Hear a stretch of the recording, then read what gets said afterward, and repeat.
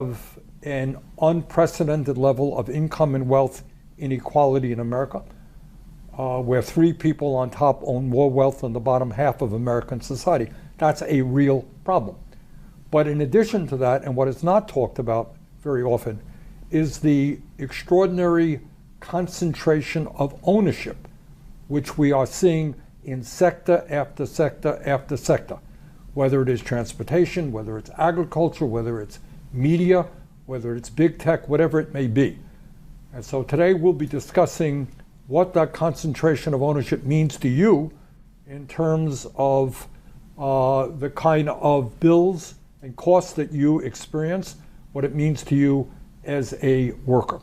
So those are some of the issues we're going to get into. But let me begin by asking Chair Khan, so how does one become the chair of the FTC? Who do you have to know to do that? Well, first of all, let me just say it's so great to be here with you. You've just been such a fearless champion for working families in America, and especially at a time where too many people feel that they can't get a fair shake. Showing people that the government is fighting for them is just absolutely critical. So the Federal Trade Commission was created over a century ago. This was in the first Gilded Age, where you had the robber barons like the Steel Trust, the Meat Trust, that had accumulated an enormous amount of power. And these businesses were using that power to squeeze Americans, to harm Americans, hiking prices, cutting wages, squeezing small businesses.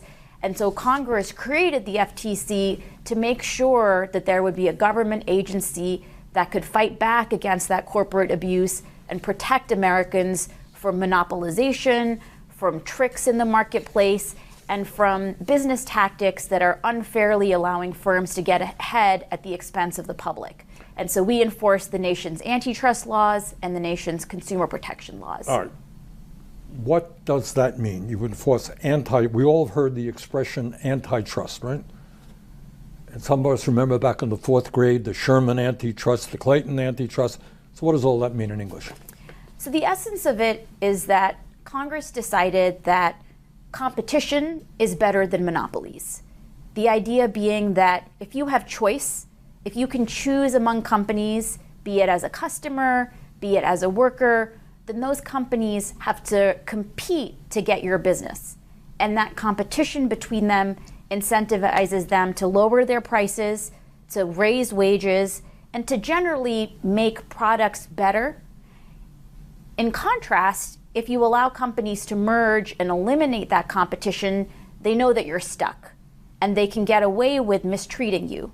They can raise the prices, they can cut your wages, they can squeeze businesses out of the marketplace, and they know that people can't vote with their feet because there aren't options in the marketplace. All right. My impression, and I think the impression of many Americans, is there has not been on the part of either Democratic or Republican administrations until very recently, thank you, there hasn't been a whole lot of activity, antitrust activity. Is that a fair statement?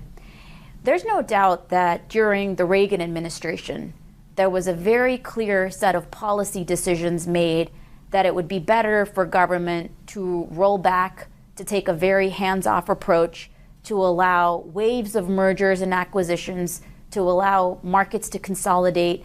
And 40 years on, we're living with the consequences of that. I mean, as you noted, market after market in the United States has consolidated.